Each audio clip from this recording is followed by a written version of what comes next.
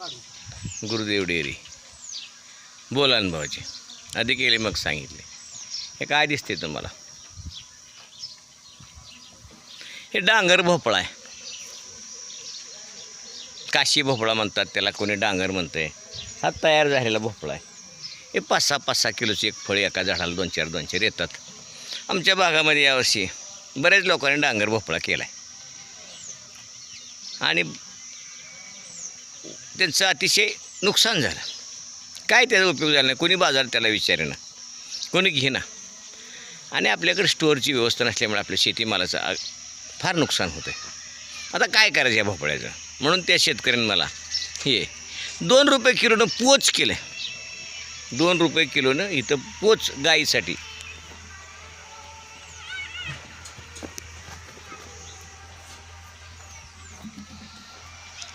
तर हा मी त्याची गाईला वैरण म्हणून उपयोग करतो आहे.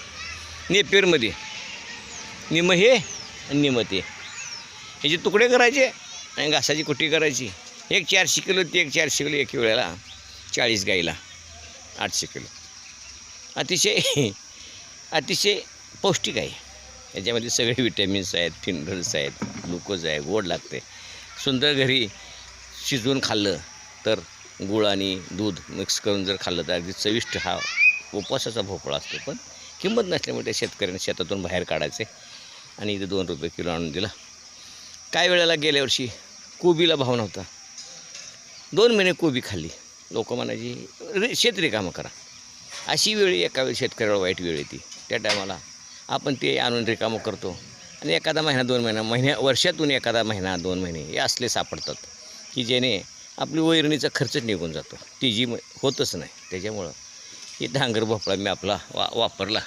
असं काय तुमच्या भागामध्ये कधी गाजर, कधी डांगर भोपळा, कधी तुमची कोबी, कधी फ्लावर बाजार नसले तर ज्याच्यामध्ये ड्राय मॅटर चांगला आहे, वाटर म्हणजे कलिंगडासारखं पाणी नको पण त्याच्यामध्ये ड्राय मॅटर चांगला आहे, घट्ट आहे, वांगी, बटाटा असे जर असतील तर आपण वैरणीमध्ये मिक्स करून खाऊ घालू शकता.